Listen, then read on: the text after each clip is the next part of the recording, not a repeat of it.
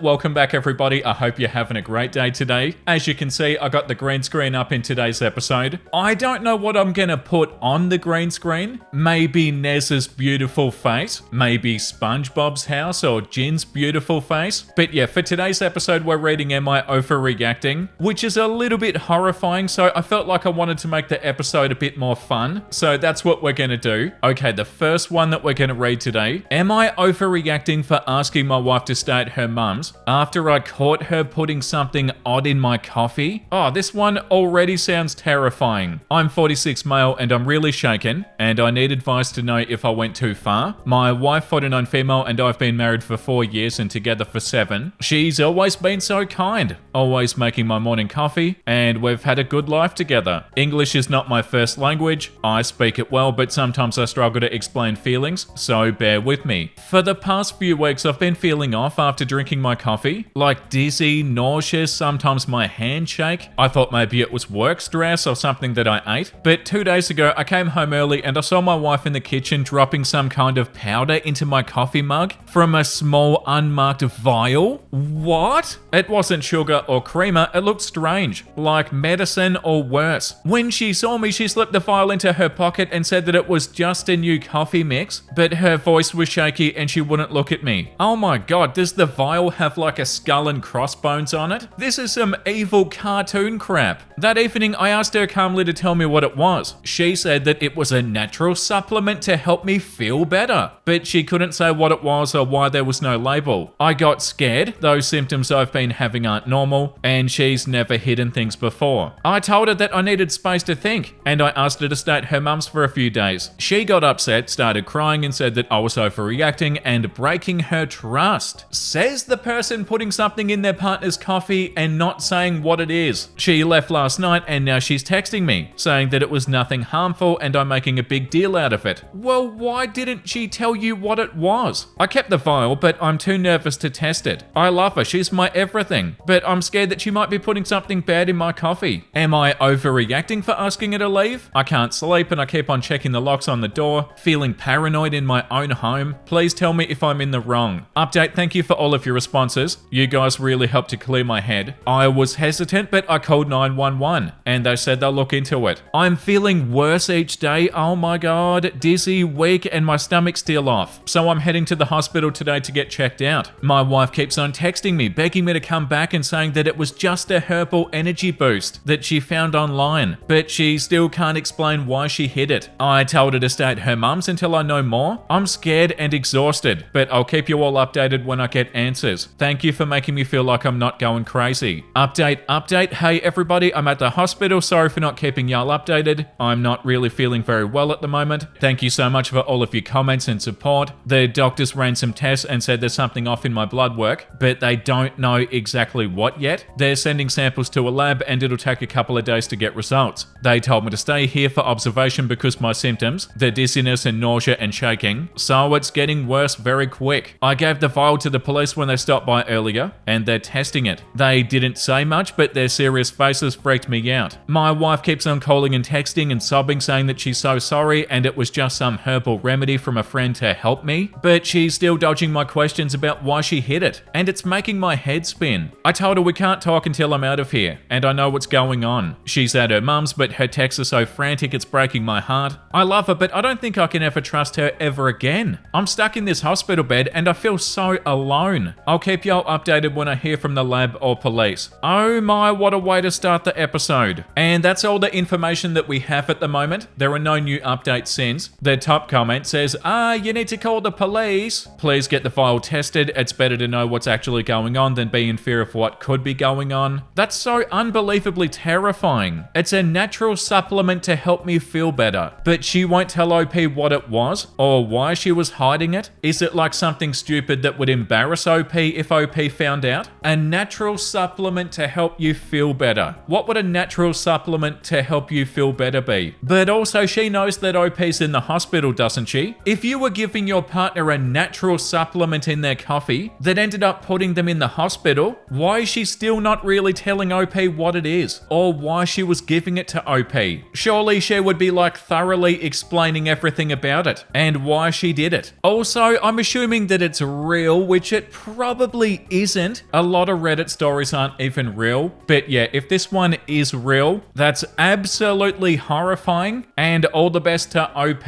The next one says, am I overreacting? Or am I downstairs neighbors being unreasonable? Hello, I hope you're well. I'm getting in touch again about noise levels. Whilst I appreciate that you aren't necessarily making lots of noise, we are still being disturbed on a regular basis. We're generally out a few nights a week, but when we're at home in the evening, loud talking and sometimes gaming and TV or music, I'm not sure which is audible coming from your flat. It's not always very loud, but it is becoming consistent in a way that's affecting our life at home. I wanted to reopen our dialogue about how to deal with this. I also wondered if your friend staying is now on an indefinite basis, and it says here, I've been living alone in a flat for a few years. However, in January, I suffered an extreme mental breakdown and I almost died. Since then, I've been agoraphobic. A good friend of mine who lives nearby now comes around every day to keep me company and to help me as I try to heal and get back on my feet. All sounds very wholesome, yeah? Well, my downstairs neighbors have not enjoyed this change. A few weeks into this new arrangement, they knocked on my door and asked me for a chat. They told me that for the past year they've been living here, they've never heard any noise from my flat, but now every evening they're disturbed by male talking sounds. I explained that I now have a friend with me due to my mental health, and that I was so quiet before as I was by myself. But now I have someone here with me and we watch TV together and have conversations. We swap numbers and I told them to text me if things were ever too loud, and I would do something about it in the moment. Since then, they've messaged me at least once a week telling me to keep the noise down. Every time I get a text, me and my friend are quite confused, as it's not like we're playing loud music or shouting or anything. Literally relaxing on my couch and talking a little at a normal volume. I also get these texts in the evening, so it's not like we're making noise at a crazy hour either. And today I woke up to this text after a month of hearing nothing from my neighbors. I honestly thought they were happy, as they hadn't reached out again about any issues. At first I considered sending my normal apologetic response and seeing what I can do, but another part of me is just so frustrated and annoyed at this point. What am I meant to tell my friend? You can hang out with me but not talk to me? I also think that I need to stop being so accommodating and maybe set more of a boundary. Otherwise my neighbors are going to keep on thinking it's okay to be bothered by normal levels of noise. I feel like they're being unreasonable and expecting me to walk around completely silent all the time. I'm a considerate person and I don't want to upset anybody, but at the same time this situation is making me feel guilty for laughing at jokes or just enjoying myself, which is the opposite of what I need right now. Yeah, I want to send them a message being like, surely you understand that if you live in a flat you might hear your neighbors above sometimes. Like, I can hear the people above me, but it's normal background noise to me. It's what I'm used to after years of living in different flats. I'd really appreciate any thoughts of what to do here, if I'm being selfish or not, or how should I respond, because I'm not sure what to do or how best to handle this. The top comment says, is this the landlord? They have literally zero right to any information about your guests. You are allowed to use the apartment that you pay for. And OP responded, no, not a landlord. We both own our own flats. So OP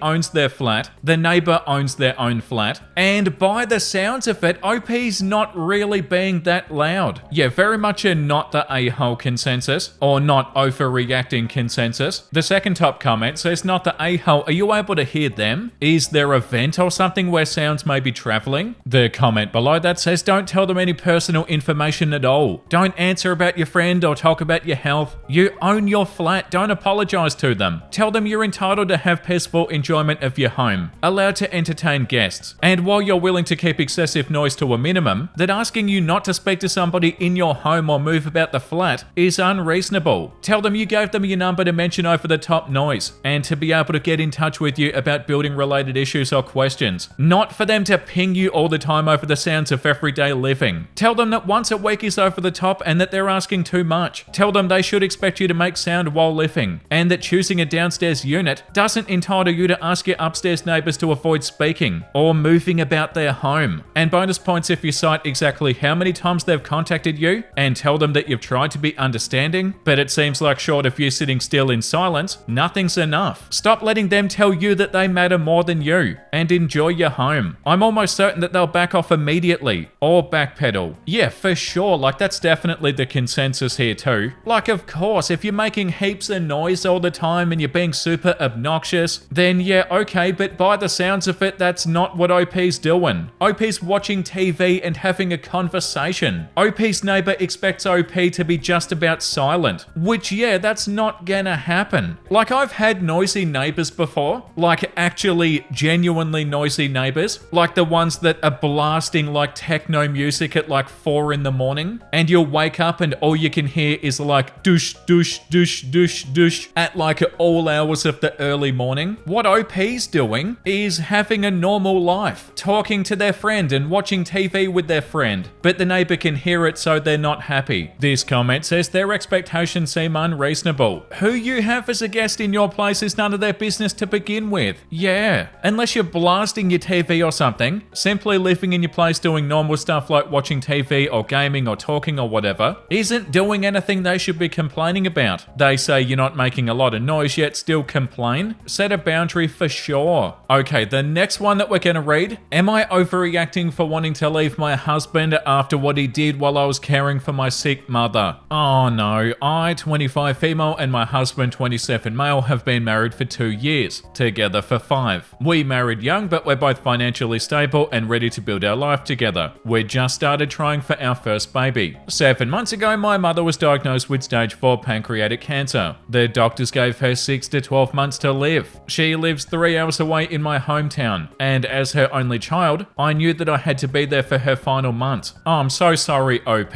My husband understood completely and encouraged me to go care for her. I moved back to my childhood home to help her with treatments and doctor's appointments and daily care. It was emotional and physically exhausting watching my mum deteriorate. I was sleeping maybe 3 or 4 hours a night, managing her pain medications and trying to make her comfortable. My husband and I talked every other day and he seemed supportive of what I was doing. My mother passed away 6 weeks ago and I came home after handling the funeral arrangements and setting her estate. My husband was loving and supportive during the grieving process. We started seeing a grief counsellor together to help me process the loss and to strengthen our marriage during this difficult time. Last week, during what I thought was a healing conversation, he confessed that while I was away caring for my dying mother, he had been seeing his co-worker Emily for the last 4 months. He said that he was lonely and that I'd been emotionally unavailable, even during our phone calls, because I was so focused on my mum. Oh God, I was completely shattered. While I was watching my mother die, holding her hand through chemo sessions and grieving the loss of my only parent. Oh, this is awful. He was building a relationship with somebody else. He waited until after the funeral, after I'd started grief counselling, to tell me, which means he was lying to me while I was planning my mother's burial. I'm staying at my best friend's house now. I can't even look at him. Both of our families are saying that I should forgive him. What? Because caregiver burnout affects the whole marriage? And that he was grieving too? Watching me go through losing my mum. What the hell are they talking about? He was grieving too. That doesn't mean it's okay for him to cheat. They think that divorce is too extreme given everything that we've been through. Do not listen to them. But all I can think about is how alone I felt in those final weeks with my mother, and how he was actually with somebody else the whole time. Yeah. Am I wrong for wanting to end our marriage over this? Of course not. Should I be more understanding of how my absence affected him? Well, from what you said, OP, he seemed completely fine. He didn't bring up any issues, and nothing gives him the right to go and cheat on you. I feel so sorry for OP.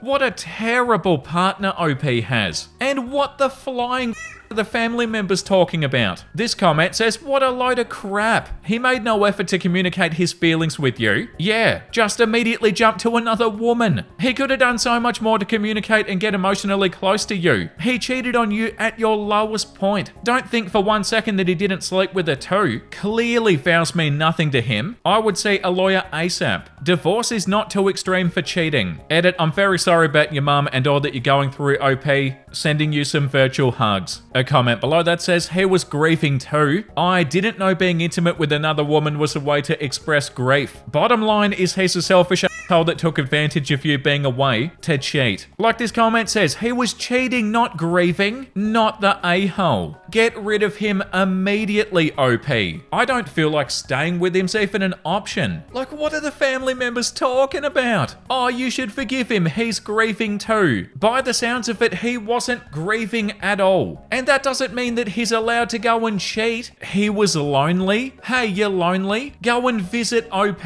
It's not like OP was on the the other side of the planet. This comment says, "F every single person telling you to forgive him or making excuses for him betraying you at your most vulnerable point. What a terrible human he is. You're completely justified in never being anywhere near him ever again. I'm so sorry for the loss of your mother and for the compounded loss of your marriage. For real, this is not something that I'd ever want to get past. Thank your lucky stars that you don't have a child with him. You can cut him loose without any lingering ties. Sending you hugs and strength in this phenomenally crappy time." Jin can't believe it. He keeps on looking at me like, oh my god, what are we reading?